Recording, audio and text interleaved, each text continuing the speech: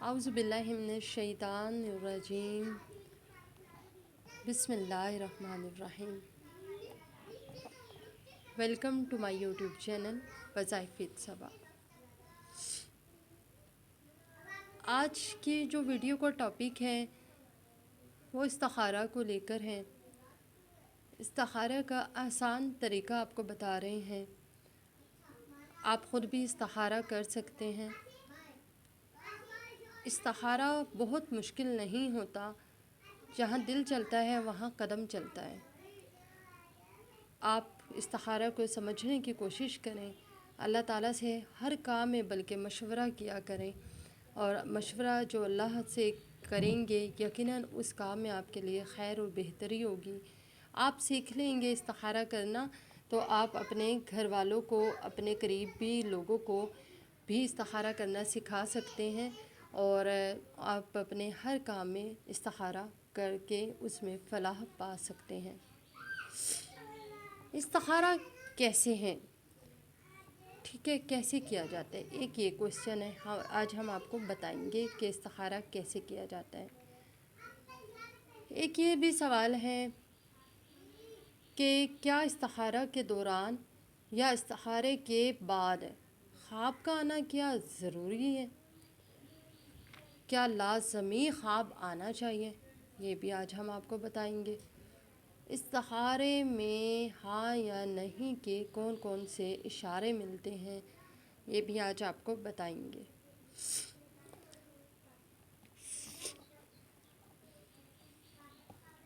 استخارہ ایک انتہائی اہم اور بابرکت عمل ہے جو کسی بھی بڑے فیصلے سے پہلے اللہ رب العزت سے رہنمائی حاصل کرنے کے لیے کیا جاتا ہے۔ یہ نبی آخر الزماں ہمارے پیارے نبی حضرت محمد صلی اللہ علیہ وسلم کی سنت ہے۔ استخارے کا مطلب کیا ہوتا ہے؟ لفظی مطلب کیا ہے؟ استخارے کا لفظی مطلب ہے خیر طلب کرنا، یعنی اللہ سے بہتر فیصلے کی درخواست طلب کرنا۔ جہاں پہ آپ کی عقل ختم ہو رہی ہوتی ہے، جہاں پہ آپ کی عقل تھک جاتی ہے، جہاں پہ ہماری تمام ترکیبیں، ہماری تمام سوچیں ختم ہو جاتی ہیں، وہاں پہ آپ استخارہ کر لیں کہ آیا یہ کام آپ کو کرنا چاہیے یا نہیں کرنا چاہیے۔ یا کوئی کام ایسے ہوتے ہیں، جیسے کل ایک بہن نے یا پتہ نہیں بھائی تھے، میں بھول چکی ہوں، انہوں نے استخارے کا کہا تھا، اسی وجہ سے آج کی ویڈیو بھی میں بنا رہی ہوں۔ تو انہوں نے کہا تھا کہ استخارے میں یہ میں نے دیکھنا ہے کہ شادی کی بندش ہوئی ہے یا رشتوں کی بندش ہے یا کیا مسئلہ ہے، بندش ہے یا نہیں ہے۔ ان کا کچھ اس طرح مطلب تھا۔ بالکل جی، آپ استخارے میں یہ اندازہ لگا سکتے ہیں کہ بندش ہے یا نہیں ہے، کیونکہ بعض اوقات ہم کچھ غلط بھی سوچ رہے ہوتے ہیں، بعض اوقات ہم بالکل ایکوریٹ اور بالکل صحیح بھی سوچ رہے ہوتے ہیں۔ وہ ہم کتنا غلط ہوتے ہیں کتنا ٹھیک ہوتے ہیں وہ ہمیں استخارہ کر کے پتہ چل جاتا ہے۔ وظائف صبا یوٹیوب چینل پہ آپ کو بہت سے اتھینٹک اور مجرب وظائف ملتے ہیں۔ کوشش ہماری یہی ہوتی ہے کہ یا تو اپنے یا اپنے قریبی لوگوں کے آزمودہ وظائف آپ کے ساتھ شیئر کیے جائیں، جس سے آپ کو فلاح مل جائے، جس سے آپ کو بھلائی ملے، جس سے آپ کو خیر مل جائے، جس سے آپ کو آپ کے پریشانیوں سے چھٹکارا مل جائے۔ کوشش یہی ہوتی ہے۔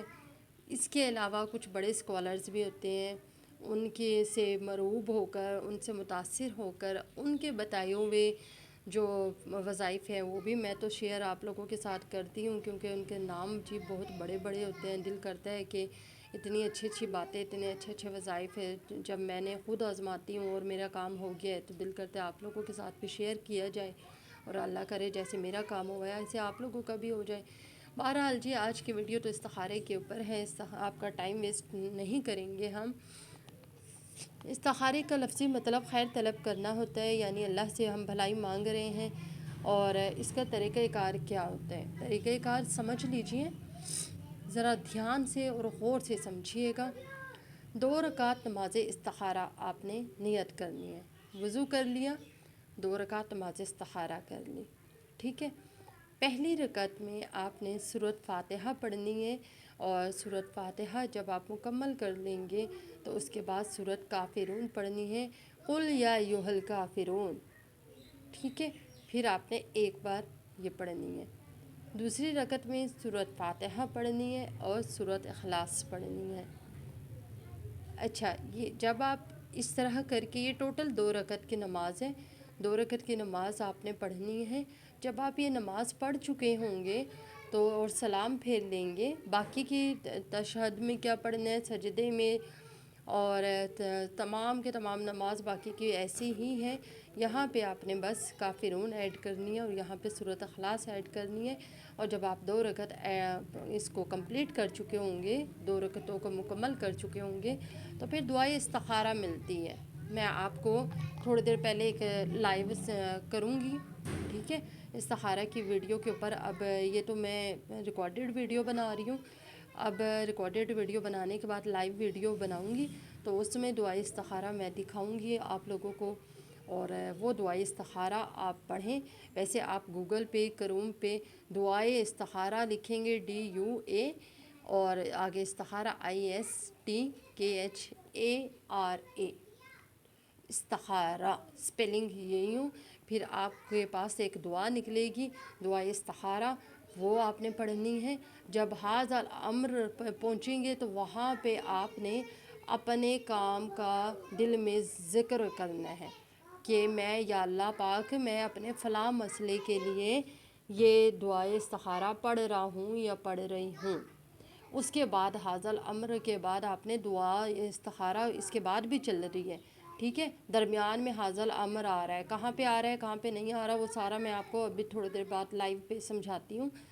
تو یہاں پہ میں نے کہا طریقہ کار آپ کو اس میں سمجھا دوں اچھی طرح، لائیو پہ پھر شاید آپ کو سمجھ آئے یا نہ آئے، ریکارڈڈ ویڈیو میں تو بندہ سٹاپ کر کر کے بھی دیکھ لیتا ہے نا، تو اس وجہ سے پھر میں نے کہا ریکارڈڈ ویڈیو بنا دیتی ہوں۔ لائیو پہ آپ کو دعائے استخارہ اور استخارہ کے دوران کیا کیا حفاظتی تدابیر ہوتی ہیں، کیا کیا احتیاطی تدابیر ہوتی ہیں، اور دعائے استخارہ جو ہے یہ 1 دن کا عمل بھی ہوتا ہے، 3 دن کا بھی ہوتا ہے، 7 دن کا بھی ہوتا ہے، ٹھیک ہے؟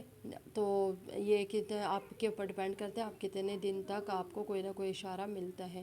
پھر اللہ کے حضور آپ دعا مانگے، اللہ کے حضور گڑ گڑا کے دعا مانگے، جو بھی آپ کا مسئلہ ہے اللہ تعالیٰ کے ساتھ شیئر کریں، اللہ تعالیٰ کو بتائیں، اللہ تعالیٰ آپ کے دل میں ضرور بتا دے گا۔ اچھا، ہمارے ایک کویشچن یہ بھی تھا کہ کیا خواب کا آنا ضروری ہوتا ہے؟ خواب کا آنا ضروری نہیں ہے، استخارہ کے دوران میں یا بعد میں خواب آتا ہے، بالکل آتا ہے، ٹھیک ہے؟ اگر سبزہ خواب میں نظر آ رہا ہے تو اس کا مطلب ہے خوشی کی علامت ہے۔ اگر آپ کو کچھ پیلے رنگ کا نظر آ رہا ہے، کچھ کالس ٹائپ نظر آ رہے ہیں، یا پھر گائیں بھینسیں پریشانیاں، کتے بھاگ رہے ہیں پیچھے، اس طرح کے خواب آ رہے ہیں، تو یہ پریشانی کی علامت ہے، یعنی یہ کام جو آپ کرنے کا سوچ رہے ہیں یہ مت کریں، ٹھیک ہے؟ پھر یہ آپ کو استخارے میں خواب میں اس طرح کا خواب آ جاتا ہے۔